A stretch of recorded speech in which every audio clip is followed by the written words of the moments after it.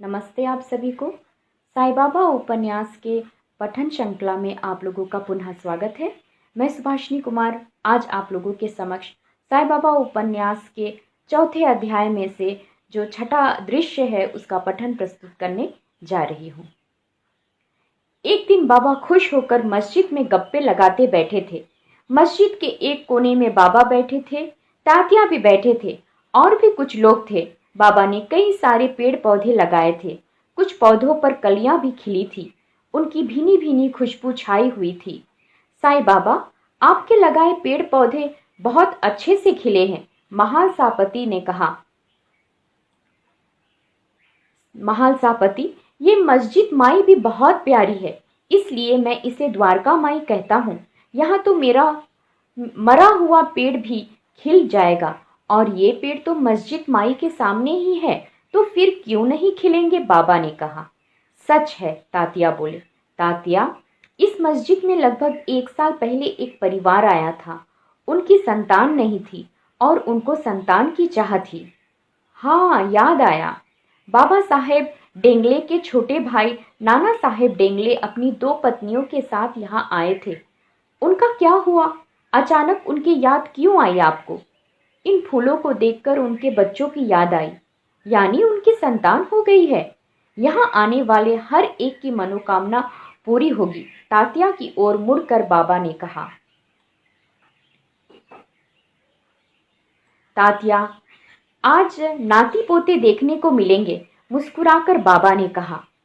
बाबा, आप तो इतनी जवान हैं और आपके नाती पोते? आसमान की ओर देखकर गूढ़ स्वर में बाबा ने कहा। महालसापति, मेरी आयु कितनी होगी, कोई अनुमान लगा सकते हो? हाँ बताओ, 20-25 के बीच, बाबा जोर से हंसे। महालसापति घबराए। क्या हुआ साई? महालसापति जी, सूर्य चंद्र की आयु क्या होगी, किसे पता? हवा की आयु बता पाओगे? नहीं। फिर मेरी आयु भी तो बता नहीं सकोगे। तू तो मेरी देह की आयु बता रहा है, मेरी नहीं। मैं बताता हूँ, सूर्य और चंद्रमा भी मुझसे छोटे हैं, बहुत छोटे। अरे अरे, वो देखो। एकदम खुशी से उठकर वे बाहर देखते हुए बोले। वे जो बच्चे हैं ना, उतने छोटे।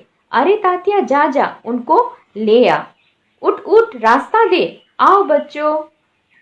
और बाबा ने एकदम से जल्दी मचा दी। वे खुद हवा की तरह मचलने लगे। उन्होंने झटक कर दोबारा दरी बिछाई। उनका चेहरा सूर्य फल सा खिल गया था। बाहर तांगा खड़ा था, उसमें से नाना साहब और सरस्वती उतरे। उन दोनों के हाथों में छोटे शिशु थे। उनके चेहरे से हर्ष टपक रहा था। महालसापति, स्त्री का पूर्ण तत्व मातृत्व में ही है ना? पिछली बार जब ये आई थी तब कितनी मायूस, दुखी, व्यथित थी। आज कितनी खुश है, हर्ष विभोर है। आओ आओ मेरे बच्चों, आओ। सभी भीतर आए। पहले नाना ने साई को साष्टांग प्रणाम किया और सरस्वती ने अपने बच्चों को उनके चरणों पर रखा। नहीं नहीं, इनकी जगह वहां नहीं है, यहाँ मेरे दिल के पास है। आओ मेरे बच्चों, कहकर बाबा ने उन दोनों बच्चों को उठा लिया। उसने सीने से लगाया, उनको चूमा। वे छोटे शिशु अपनी बड़ी बड़ी आंखों से शांति से बाबा को देख रहे थे, बिना रोए, बिना हिले डुले। ये दोनों भगवान के साम्राज्य से आए हैं, शांत, उज्जवल और निरीह है। उनकी ओर देखने भर से ही खुशी मिलती है। उनको ना जाति, ना धर्म, ना पंथ और ना ही प्रतिष्ठा का एहसास है और ना ही ऊंच नीच का। वे मात्र केवल पवित्र प्रकाश ही प्रतिमूर्ति है। प्रकाश का दूसरा रूप यानी बालक। पता है ये पैदा होता ही क्यों रोते हैं? क्योंकि भगवान ने इनको बेवजह इस धरती पर भेजा है। भगवान ने शुद्ध सात्विक साम्राज्य का विस्मरण होने लगता है और वे इस पाप की दुनिया में रमने लगते हैं, और हम बड़े लोग भी उनको अनावश्यक बातें बड़ी अभिमान से बताने लगते हैं। सबसे पहले तो हम उनको एक नाम देते हैं, जिससे उसकी जाति धर्म का पता लगने में आसानी होने लगती है। मधुकर हो तो हिंदू, माइकल हो तो ईसाई, मोहम्मद हो तो मुसलमान, सेंट मेरी क्या, संत मीरा क्या, इसमें कोई फर्क नहीं है। इंसान के नामों को भी जाति की कालिमा लगाते हैं हम।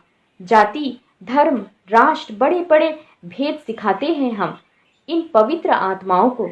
कभी कभी मुझे लगता है कि मानव संस्कृति का इतिहास यानी विविध भेदों का विकास, मानवीय जीवन यानी अल्लाह का दिया हुआ एक मौका, एक अवसर है जिसका उपयोग कर जीवन को सार्थक बनाना हमारा आद्य कर्तव्य है।